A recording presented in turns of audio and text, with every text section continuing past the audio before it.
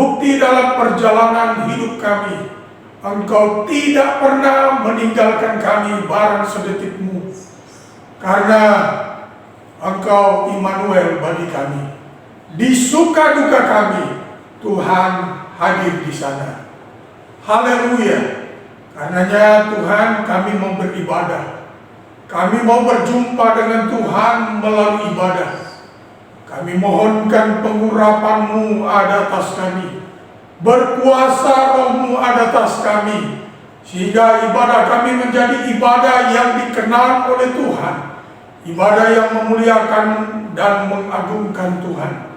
Siapapun kami yang berjumpa dengan Tuhan, pasti diubahkan oleh Tuhan. Yang sakit berjumpa dengan Tuhan, dalam nama Yesus orang Nazaret itu sembuh. Yang susah, sedih, lemah berjumpa dengan Tuhan, dihiburkan Tuhan, dikuatkan, diteguhkan oleh Tuhan.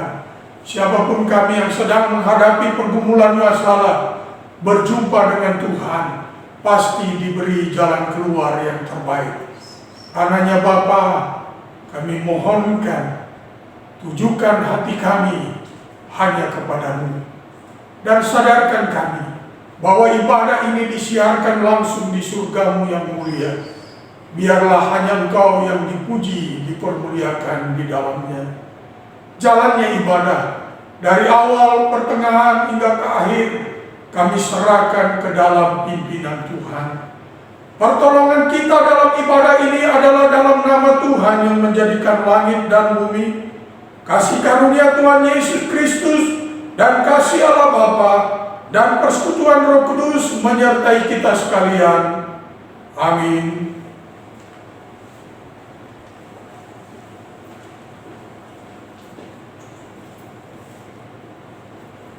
Untuk mengucapkan pengakuan iman, kita tetap berdiri. Marilah bersama dengan semua orang percaya di muka bumi, pada segala masa masing-masing kita mengatakan, Aku percaya kepada Allah, Bapa yang Maha Kuasa, Hari langit dan bumi, dan kepada Yesus Kristus anaknya yang tunggal Tuhan kita, yang dikandung dari Roh Kudus, lahir dari anak darah Maria, yang menderita di bawah pemerintahan Pontius Pilatus, disalibkan, mati dan dikuburkan, turun ke dalam kerajaan maut, pada hari yang ketiga, bangkit pula dari antara orang mati, naik ke surga, duduk di sebelah kanan Allah, Bapa yang Maha Kuasa, dan akan datang dari sana untuk menghakimi orang yang hidup dan yang mati. Aku percaya kepada Roh Kudus, gereja yang kudus dan am, persekutuan orang kudus, pengampunan dosa, kebangkitan tubuh, dan hidup yang kekal. Amin. kita akan mendengar firman Tuhan. Akan membaca dari Ibrani 10 ayat 19 sampai 25. Saya akan membacakan ayat yang ganjil dan saudara ayat yang genap. Kita akan membaca secara bergantian dan ayat terakhir kita akan membaca bersama-sama. Ibrani 10 ayat 19 sampai 25. Ketekunan. Jadi saudara-saudara, oleh darah Kristus kita sekarang penuh keberanian dapat masuk ke dalam tempat kudus.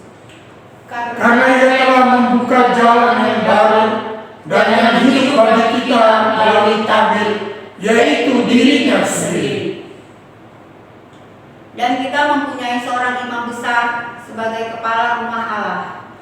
Karena itu marilah kita menghadap Allah dengan hati yang tulus ikhlas dan keyakinan iman yang teguh. Oleh karena hati kita telah dibersihkan dari hati nurani yang jahat, dan tubuh kita telah dibasuh dengan air yang murni. Marilah kita teguh berpegang pada pengakuan tentang pengharapan kita, sebab Ia yang menjanjikannya setia.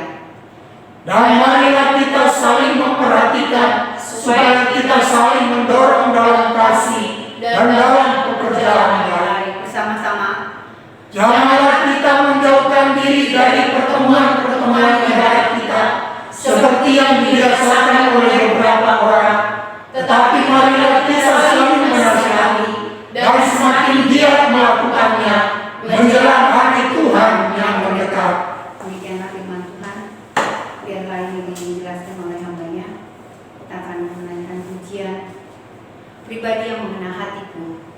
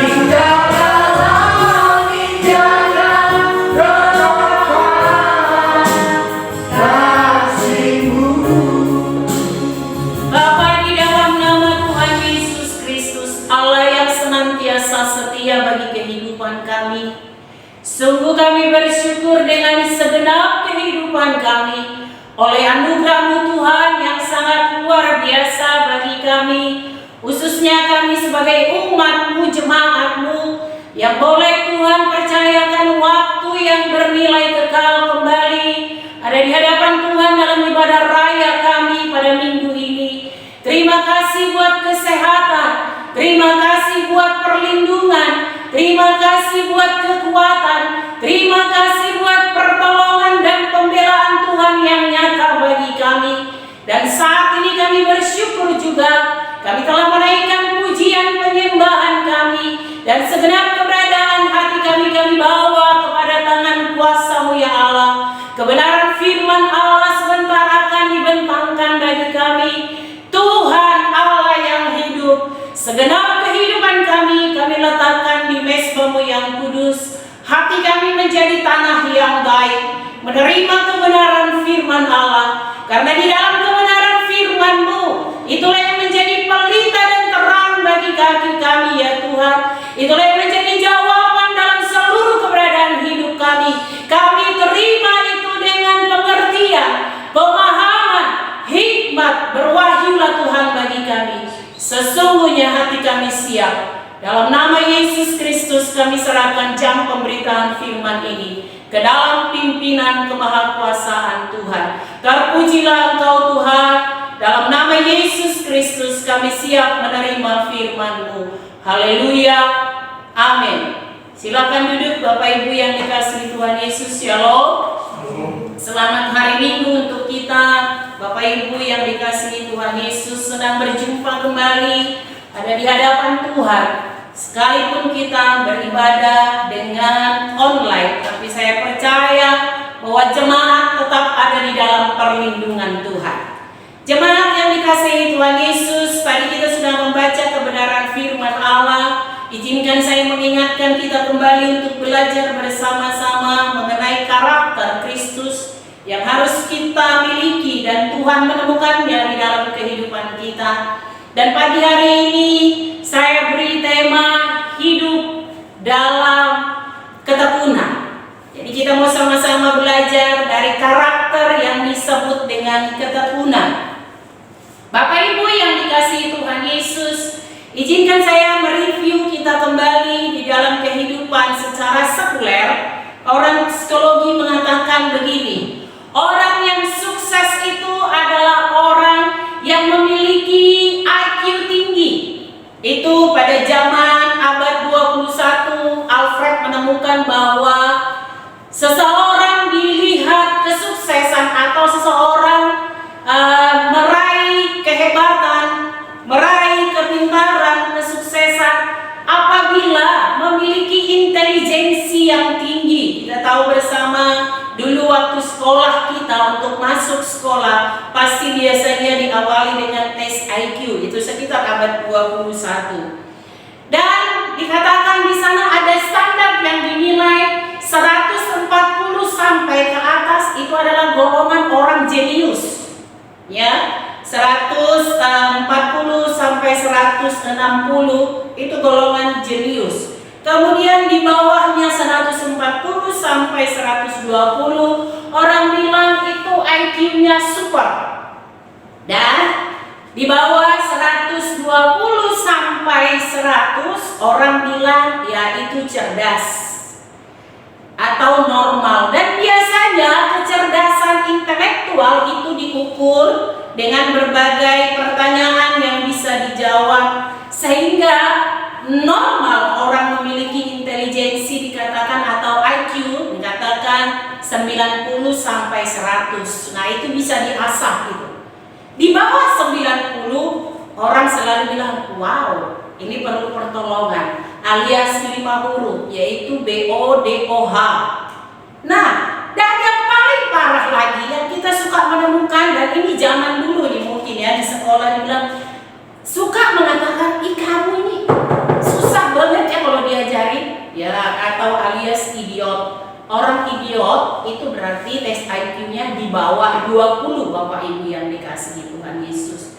Itu sebabnya hati-hati kepada seluruh kita diingatkan, hati-hati untuk berbicara. Karena perkataan itu berkuasa. Nah, setelah itu ditemukan lagi orang-orang yang memiliki intelek ini atau IQ yang tinggi, inilah orang-orang yang sukses. Maka zaman dulu orang bangga kalau anaknya bisa masuk kedokteran, bisa insinyur, bisa teknik, itu sangat dibangga-banggakan dulu. Ya, dalam akuntansi orang akuntansi itu sangat luar biasa, yang memiliki IQ yang sangat luar biasa. Kemudian bertambah lagi, ternyata kesuksesan itu tidak hanya dimiliki orang yang memiliki IQ yang tinggi. Daniel Goleman menemukan bahwa ada yang namanya emosional, ya, itu juga sangat mempengaruhi. Jadi Bapak Ibu yang dikasihi Tuhan Yesus, otak orang dewasa itu kan sekitar 1,5 kilo beratnya. Nah, tetapi siapa yang bisa mengontrol emosinya dalam situasi apapun? Emosi ini menyangkut sukacita, menyangkut amarah, menyangkut segala-gala tekanan dalam hidup yang kita hadapi. Ketika kita bisa mengontrol emosi, ya, maka itu adalah orang yang sukses, orang yang berhasil. Dan sekitar tahun itu bukan hanya orang yang memiliki IQ yang tinggi yang berhasil. Ternyata ditemukan survei membuktikan orang yang memiliki EQ lah yang mendominasi kesuksesan atau keberhasilan dalam suatu bidang. Itu tidak salah. Dalam Alkitab sebenarnya kita sudah sangat diajari, sangat banyak. Kalau saya bisa melihat tokoh Alkitab yang memiliki IQ yang tinggi, Bapak Ibu, kita bisa diingatkan kembali adalah Daniel. Dikatakan 10 kali lipat kepintarannya dengan sejawatnya, betul ya? Jadi saya bilang itu di dalam Alkitab sebenarnya sudah ada Daniel sebelum Alfred menemukan tes IQ sebenarnya. Kemudian yang kedua, tokoh Alkitab yang memiliki IQ yang tinggi juga kita bisa melihat orang akunting atau orang tematik pasti tahu bahwa yang namanya Yusuf, ya Bapak Ibu yang dikasihi Tuhan Yesus, kelebihan Yusuf adalah dia bisa memperkirakan, dia bisa memprediksi 7 tahun masa kelaparan bisa diatasi dengan 7 tahun masa kelimpahan yang ada dihadapi. Nah, itu perhitungan matematika yang luar biasa, Bapak Ibu yang dikasihi Tuhan Yesus. Tetapi naik setingkat lagi tadi seperti yang saya katakan, EQ atau emosional itu saya juga menemukannya tokoh Alkitab hanya saya pikir yang bisa IQ tinggi, emosional yang bisa dikontrol juga tokohnya adalah Yusuf.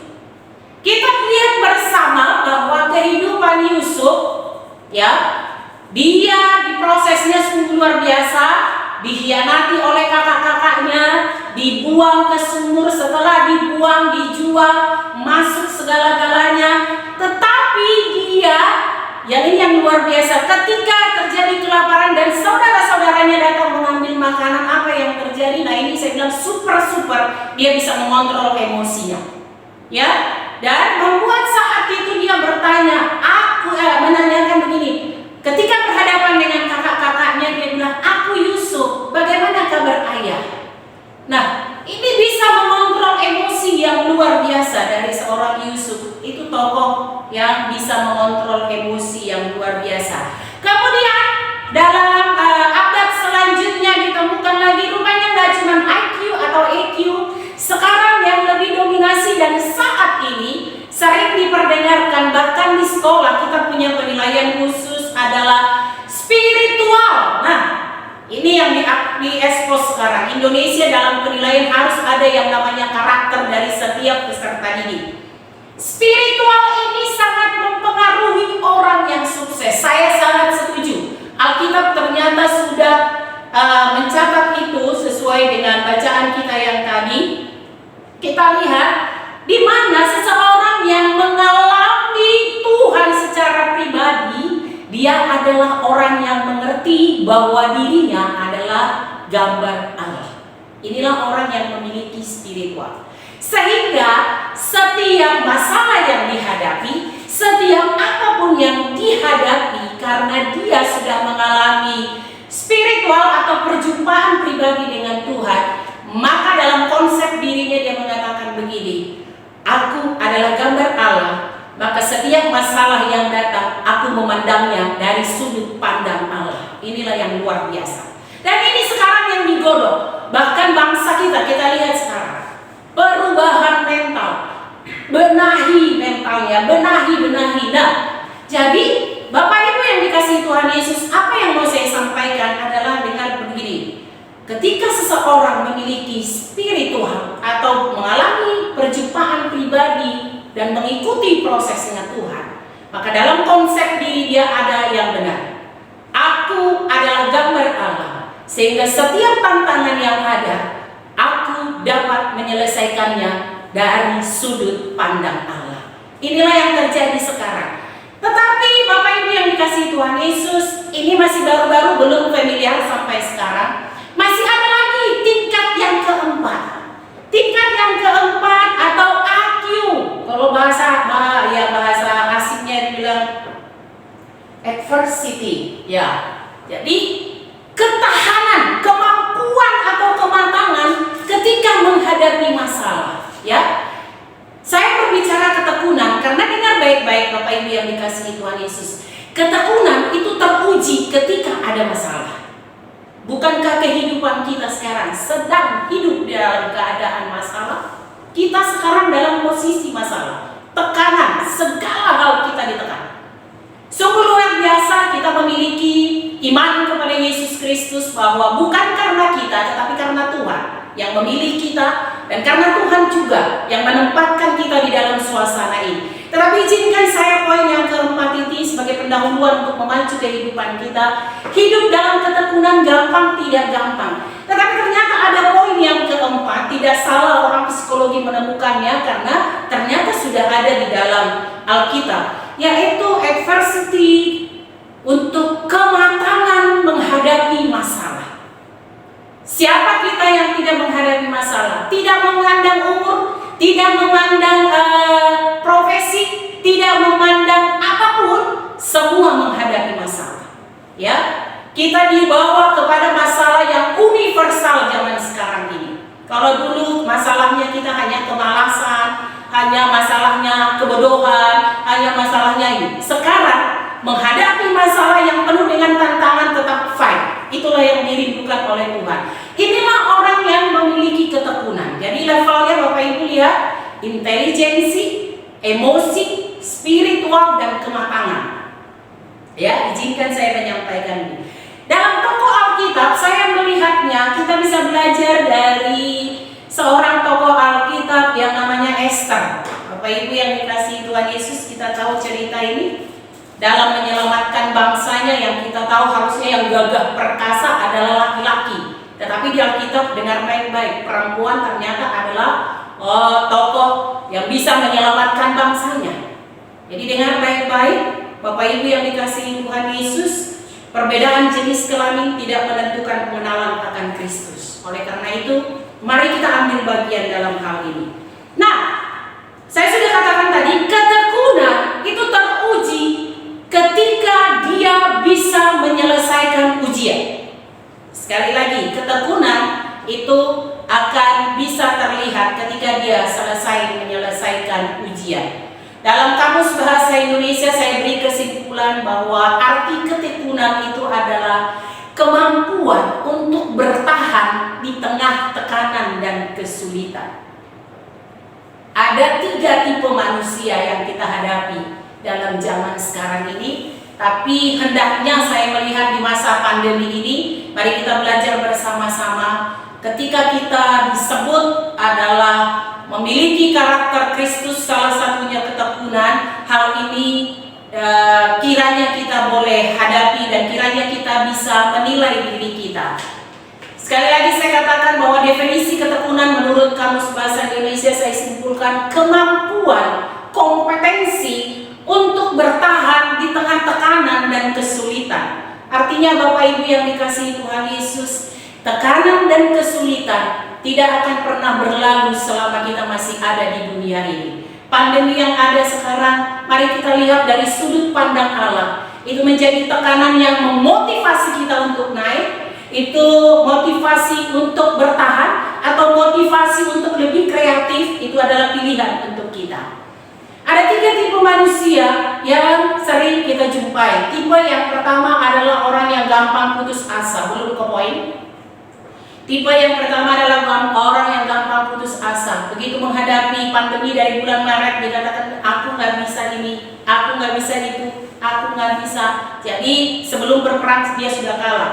Tipe manusia yang kedua adalah yang merasa zona nyaman. Ya sudahlah, ya kan?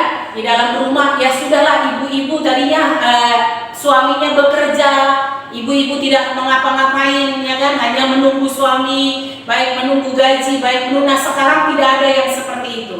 Ibu-ibu harus menjadi pioner yang luar biasa, harus bisa menjadi master chef, harus bisa menjadi guru, harus bisa menjadi upik abu, dan segala-galanya harus bisa. Lihat, orang yang biasa nyaman di zonanya bergerak semua sekarang. Kemudian yang ketiga yang saya suka adalah orang yang senang dengan tantangan. Itulah tipe manusia.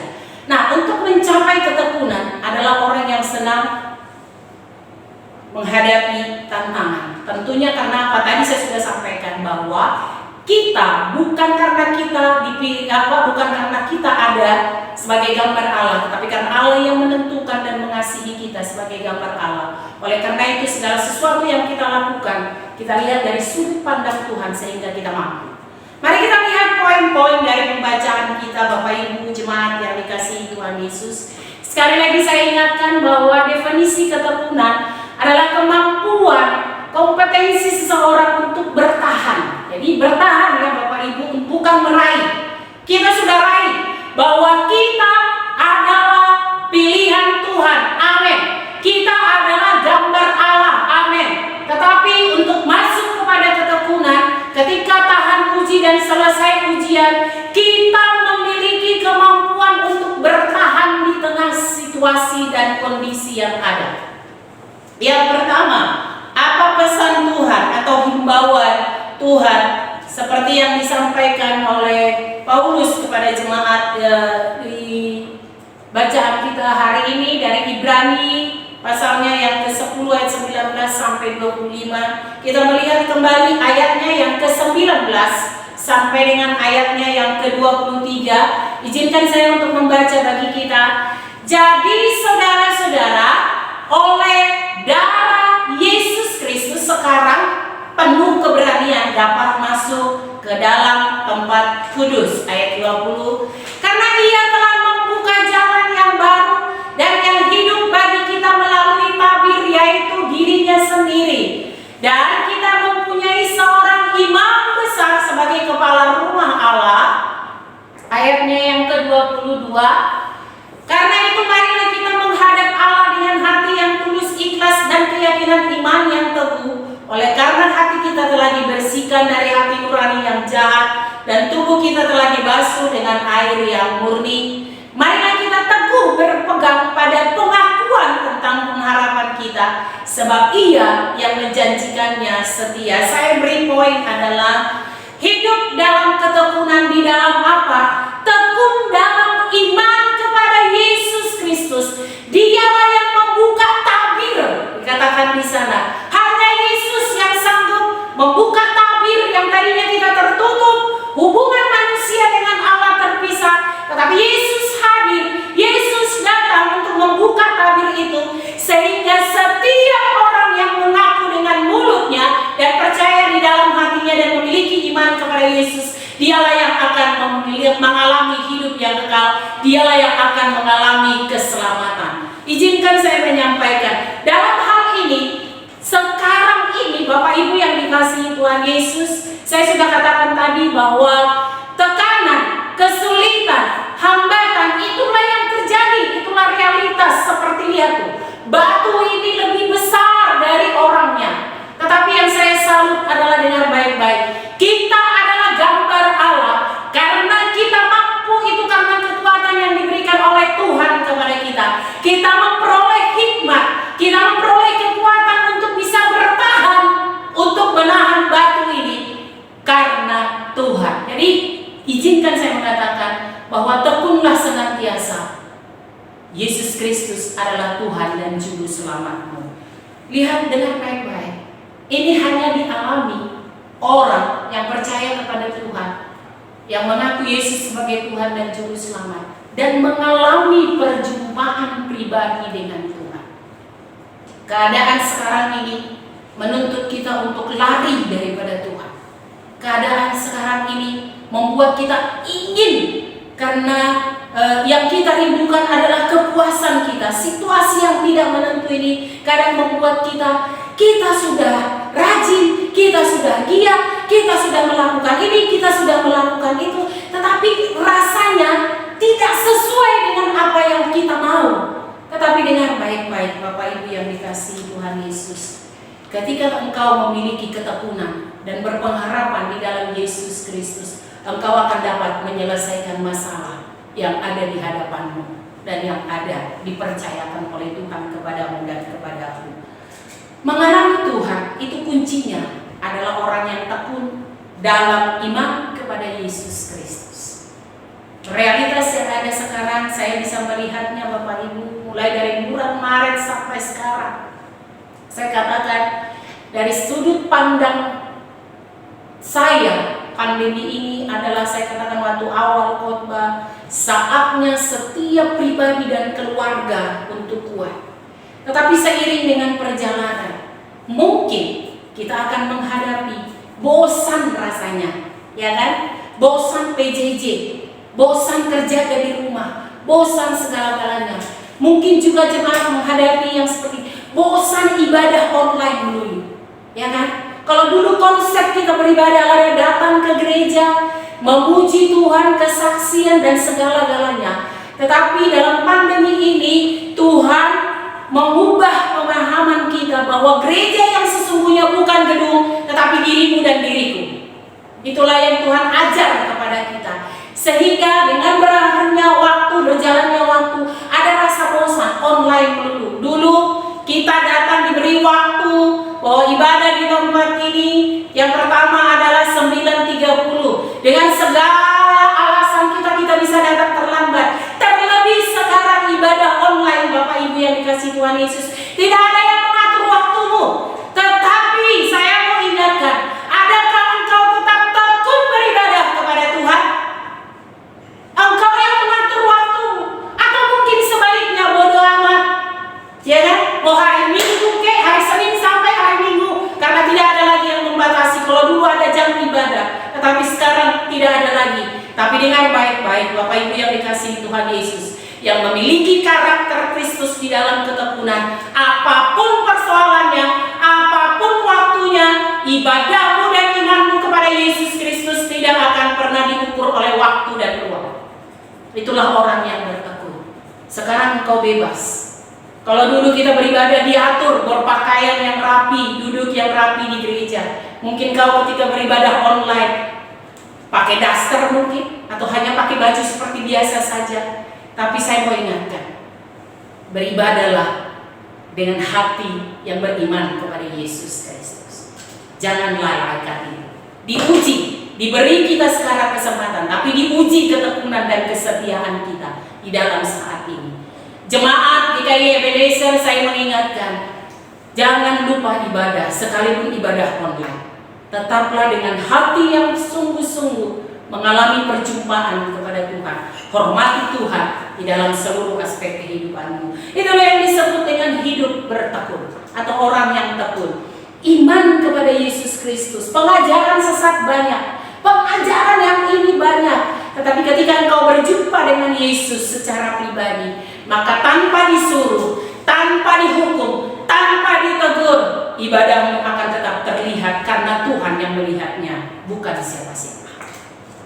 Itu yang saya sampaikan, bahwa hidup dalam ketekunan, tekunlah dalam iman kepada Yesus Kristus. Strategi dan tekniknya sekarang kita bebas, tidak ada aturan. Tidak ada aturan waktu, tidak ada aturan ritual, tidak ada aturan liturgi. Tetapi dengar baik-baik, aturan yang Tuhan buat, hidupmu beriman kepada Yesus Kristus. Itu yang kita alami. Kemudian yang kedua, ajaran apa yang diimbau atau diingatkan kepada kita dalam hal bertekun sesuai bacaan kita. Izinkan saya mengatakan, tekun dalam berbuat baik. Ya, tekun dalam berbuat baik. Berulang kali saya sampaikan Bapak Ibu yang dikasihi Tuhan Yesus, orang yang bisa berbuat baik adalah orang yang mengalami Tuhan. Ya, orang yang bisa berbuat baik adalah orang yang mengalami Tuhan. Tuhan, sehingga prinsip kebenaran apapun keadaannya dia tidak akan abaikan. Kita baca bersama-sama ayatnya yang ke-24. Dan marilah kita saling memperhatikan supaya kita saling mendorong dalam kasih dan dalam pekerjaan baik. Ada dua kata yang diucapkan di sana, saling. Sekali lagi Bapak Ibu yang dikasihi Tuhan Yesus, marilah kita saling memperhatikan supaya kita saling mendorong dalam kasih dan dalam pekerjaan baik. Orang yang mempraktekkan ketekunan dalam hidupnya adalah orang yang berbuat baik. Berbuat baik karena Tuhan, bukan untuk diri kita, karena Tuhan. Lihat, saya di situ kasih gambar ilustrasi Bapak Ibu yang dikasihi Tuhan Yesus. Mungkin engkau sebelum pandemi, engkau taat berbuat baik karena setiap hari Minggu engkau diingatkan, atau setiap pagi dalam saat teduhmu engkau diingatkan. Terus Tuhan percayakan dari tangga pertama, tangga kedua, tangga ketiga, tetapi masih ada banyak tangga yang Tuhan rindukan untuk saling berbuat. Maka dengar baik-baik, izinkan saya menyampaikan, teruslah berjalan menuju kepada kebaikan yang sesuai dengan yang kebenaran. Bukan karena ada peraturan gereja, bukan karena ada teguran atau ingatan daripada yang lain, tetapi ketika engkau melakukannya seperti untuk Tuhan, bukan untuk manusia. Jadi ada kata saling, ya, saling memperhatikan, saling mendorong dalam kasih untuk melakukan pekerjaan baik. Tuhan Yesus senang melihat kalau orang berbuat baik. Tetapi ketika engkau melakukannya, ada udang di balik batu, itu upahmu sudah engkau terima, bukan lagi untuk Tuhan. Karena Tuhan mengatakan, apa yang tidak pernah kau pikirkan, itulah yang Tuhan buat dalam hidupmu ketika engkau melakukan perbuatan baik. Jadi balasannya, urusannya dari Tuhan. Ketika engkau melakukan peranmu sebagai suami di tengah rumah tangga dalam suasana saat ini, mungkin engkau bisa berkata, aduh, ini semua rencana, semua program keluarga, program kantor, program apapun sekarang semua berbalik. Bahkan saya ingatkan kembali, kita tidak tahu kita bisa merayakan Natal apa enggak. Tetapi yang saya tahu, bahwa Natal tidak pernah hilang dari kehidupan kita orang yang percaya. Sebagai ucapan syukur kita karena Yesus datang menjadi juru selamat. Nah, saya ingatkan kepada kita, tekun dalam berbuat baik. Berbuat baik bukan karena, tetapi untuk kemuliaan nama Tuhan. Mari terus berjalan, menjalani tangga. Dengar baik-baik Bapak Ibu yang dikasihi Tuhan Yesus. Waktu tangga yang pertama prinsipnya masih gampang, tangga yang kedua masih gampang, tangga yang ketiga masih sedang gampangnya untuk melakukan. Tetapi ketika Tuhan izinkan engkau menghadapi masalah lebih besar, berkat lebih besar, apakah engkau konsisten tetap berbuat baik? Apakah engkau konsisten tetap melayani Tuhan? Apakah engkau konsisten tetap menghargai orang lain? Apakah engkau konsisten tetap mengasihi Tuhan dalam perbuatanmu? Izinkan saya mengingatkan kita, karena semua kalau Tuhan percayakan perkara yang kecil, maka tangga yang selanjutnya Tuhan akan percayakan. Tidak dibatasi oleh waktu, karena pandemi sekarang mungkin engkau bisa mengatakan begini, woro-woro mau kasih uang persembahan ke gereja, hidup sekarang sedang susah, makan saja kurang. Tetapi ketika engkau mengatakan yang lebih utama adalah Tuhan, maka Tuhan pun akan mengutamakan engkau. Poro-poro sekarang mau saat teduh Bu Frida, ya kan? Semua sekarang susah. Lebih bagus bangun tidur saya mengerjakan pekerjaan karena sudah nggak ada waktu. Hei, saya ingatkan, dulu kita suka bilang tidak ada waktu. Tidak ada waktu untuk ke gereja, tidak ada waktu untuk datang ke persekutuan doa, tidak ada waktu untuk datang katekisasi, tidak ada waktu untuk latihan melayani Tuhan, tidak ada waktu, tidak ada waktu, tidak ada waktu. Sekarang dalam pandemi ini Tuhan, saya kasih kau waktu, manage waktumu dengan baik. Awal-awal mungkin kita setia, awal mungkin kita ada mesbah, tetapi seiring perjalanan pandemi ini, sekarang ada tingkat kebosanan seperti awal saya tadi katakan. Mungkin engkau tadinya rajin berdoa, komitmen,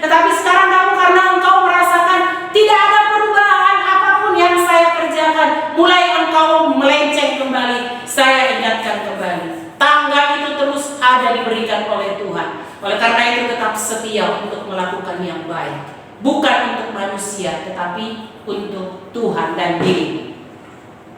Ya, jadi saya ingatkan Bapak Ibu, tetap berdoa buat bangsa. Tetap suami menjadi imam di tengah-tengah keluarga. Tetap istri menjadi penolong. Tetap anak-anak harus hormat kepada orang tua dengan disiplin dan ketekunan yang Tuhan percayakan bagimu dan bagimu.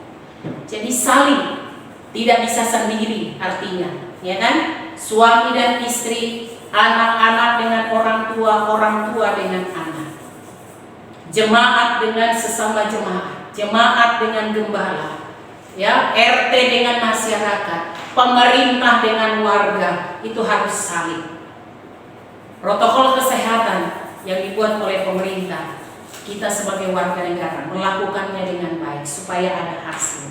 Itu yang dimaksud. Jadi izinkan saya untuk mengingatkan kita bahwa tangga itu tidak akan pernah Tuhan lepaskan dari kita. Tetapi komitmen kita berjalan terus menaiki tangga yang Tuhan percayakan.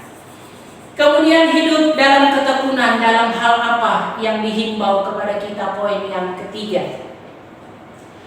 Ayatnya yang ke-25 kita sama-sama membaca. Bapak Ibu boleh baca nanti sebenarnya sampai ayat 39, tapi hanya 3 poin ini yang bisa saya sampaikan.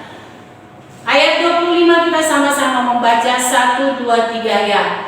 Janganlah kita menjauhkan diri dari pertemuan-pertemuan ibadah kita seperti dibiasakan oleh beberapa orang, tetapi marilah kita saling menasehati dan semakin giat melakukannya menjelang hari Tuhan yang mendekat. Saya ingatkan kembali kepada Bapak Ibu yang dikasihi Tuhan Yesus. Tuhan Yesus pasti datang kali yang kedua. Sekarang ini prinsip persekutuan, kalau dulu kita bersekutu itu di gereja, bersekutu itu di kelompok PA, di kelompok komsel, di kelompok rumah tangga, di kelompok-kelompok mana. Tetapi izinkan saya, ketika engkau tekun bersekutu dengan seisi rumahmu, maka berkat Tuhan akan mengalir ke sana. Dikatakan bahwa janganlah menjauhkan diri dari pertemuan-pertemuan ibadahmu. Ibadah sekarang konsep kita dengar baik-baik Bapak Ibu yang dikasihi Tuhan Yesus. Awal tadi saya sudah katakan, konsep kita sekarang sedang diubah, bahwa gereja yang sesungguhnya bukan gedung, tetapi adalah dirimu dan diriku ketika berjumpa dengan Tuhan. Persekutuan sekarang juga konsepnya berubah.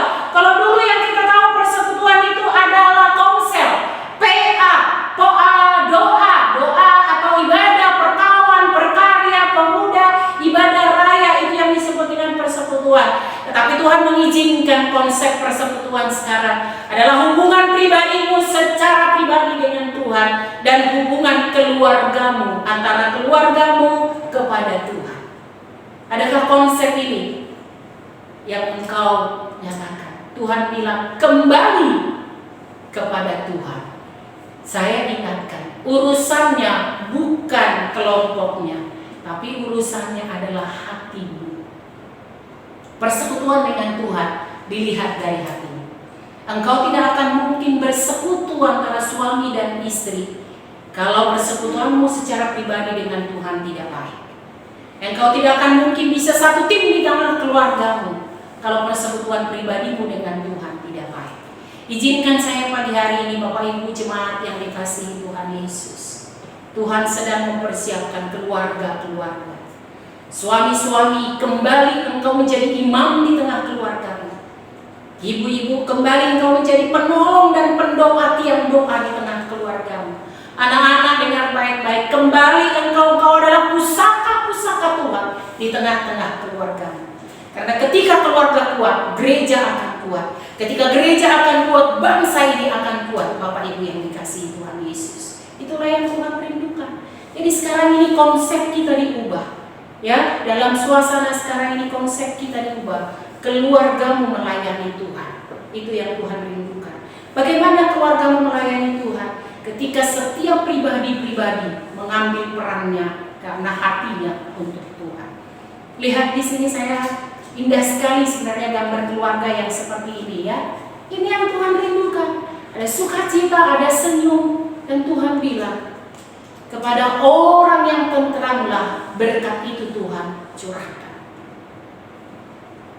Saat ini saya mengatakan, tingkat kebosanan dalam situasi menantikan yang tidak pasti ini pasti kita alami.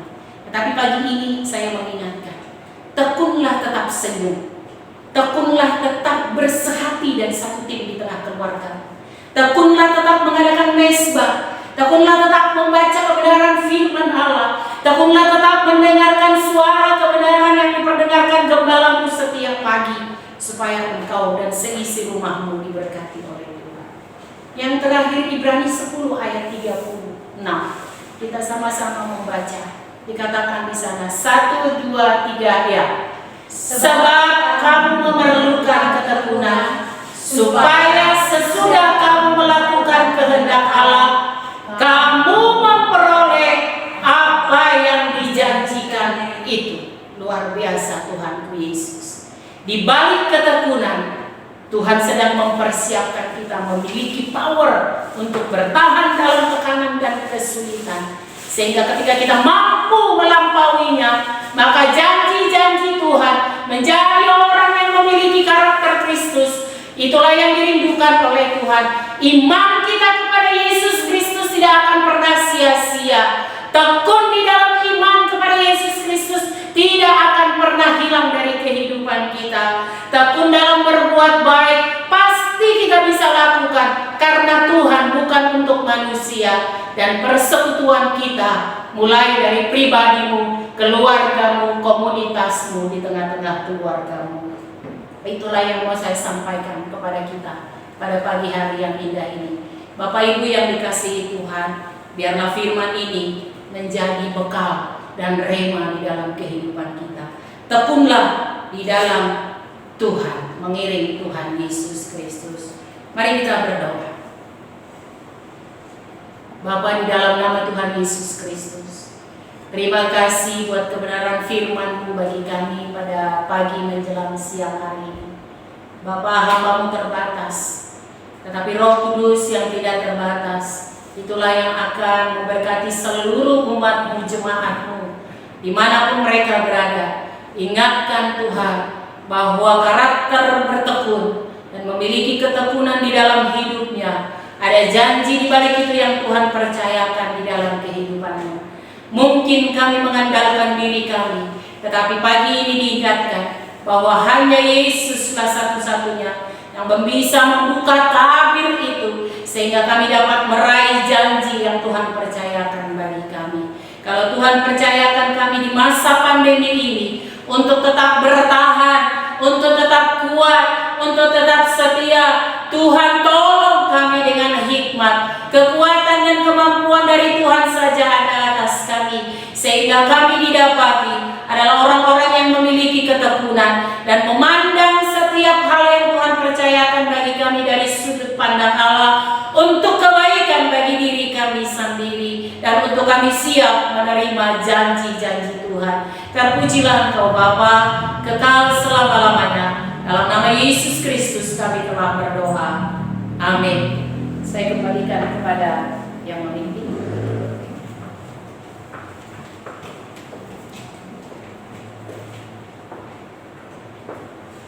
Terima kasih buat firman yang sudah disampaikan. Biarlah itu boleh menjadi rema buat kehidupan kita hari lepas hari. Sebelumnya kita akan doa syafaat dan kita akan iringi pujian sejauh timur dari barat.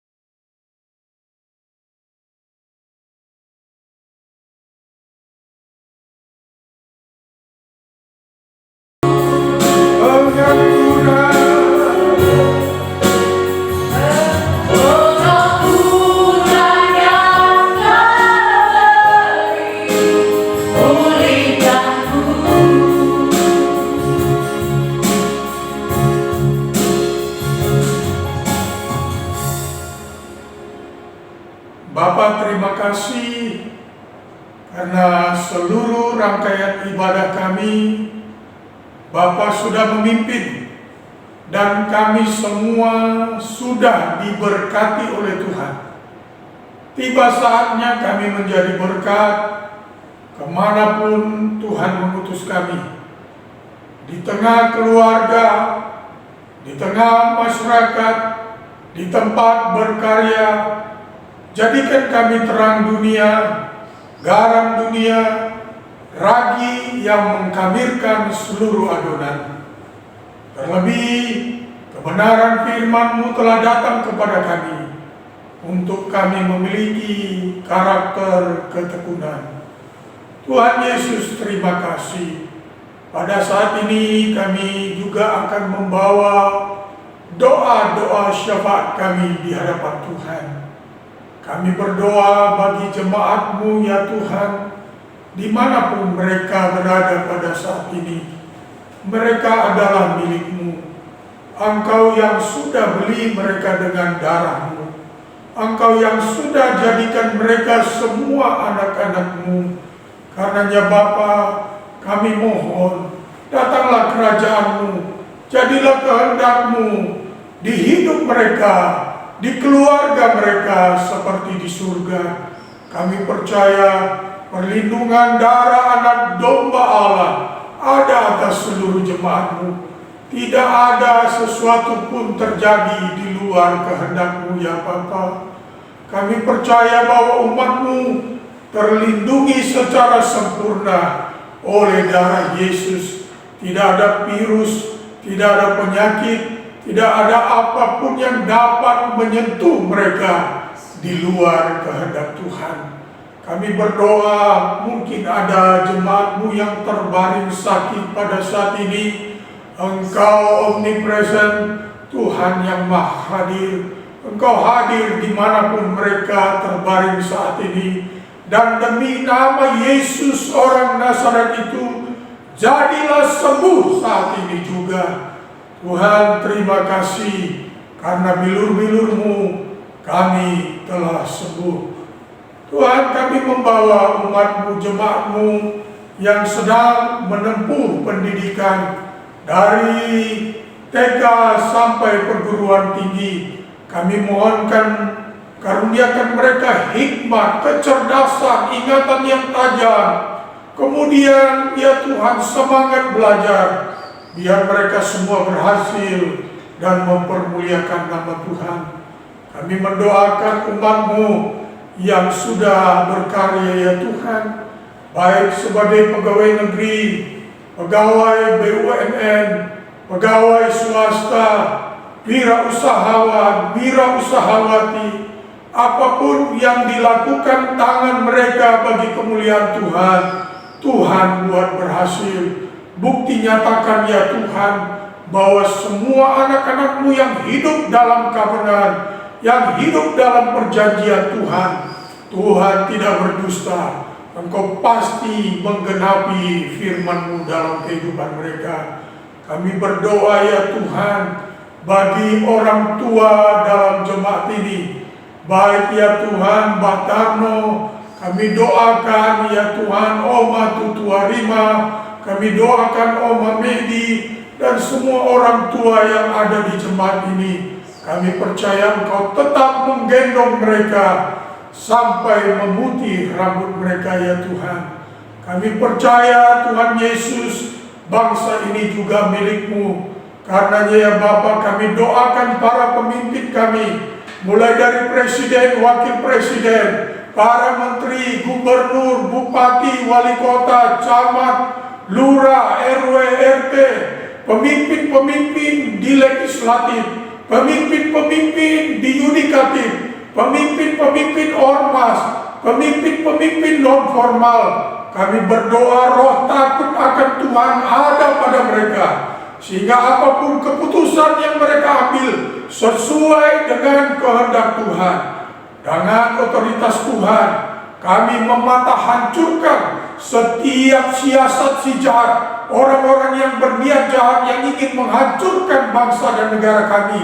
Demi nama Yesus, hancur segala niat jahatnya. Karena bangsa ini milik Tuhan, kami percaya kerajaan-Mu datang, kehendak-Mu jadi di Indonesia seperti di surga. Kami percaya Bapa bahwa kehendak-Mu akan terlaksana bagi bangsa ini. Secara khusus kami juga mendoakan ya Tuhan para medis kami. Tuhan Yesus, kami mohon proteksi yang khusus bagi mereka. Mereka ada di garda depan ya Tuhan untuk menghadapi pandemi ini. Kami percaya mereka bekerja karena mereka bekerja untuk Tuhan. Kami mohon proteksi mereka, lindungi, jaga dan peliharakan mereka ya Tuhan. Tuhan Yesus, terima kasih. Karenanya kami serahkan diri untuk digembalakan oleh Tuhan. Tuntunlah kami semua ke padang yang berumput hijau, ke mata air yang tenang. Segarkanlah jiwa kami. Saudaraku yang kekasih, arahkan pandanganmu kepada Imam Agung kita Tuhan Yesus Kristus, Raja kita. Dan Raja kita adalah Raja di atas segala Raja. Imanilah Dia, tadahkan tanganmu dan terimalah janji berkat-Nya. Tuhan memberkati engkau dan melindungi engkau. Tuhan menyinari engkau dengan wajah-Nya dan memberi engkau kasih karunia. Tuhan menghadapkan wajah-Nya kepadamu dan memberi engkau damai sejahtera. Kiranya damai sejahtera dari Bapa kita yang di surga, kasih yang kekal dari anaknya Yesus Kristus, persekutuan yang manis dengan pribadi Roh Kudus ada menyertai kita siang hari ini hingga Maranatha Yesus datang kembali menjemput saleh-salehnya. Amin, amin, amin. Surga dan bumi. Surga dan bumi, pujilah Allahmu sumber mulia. Seluruh makhluk puji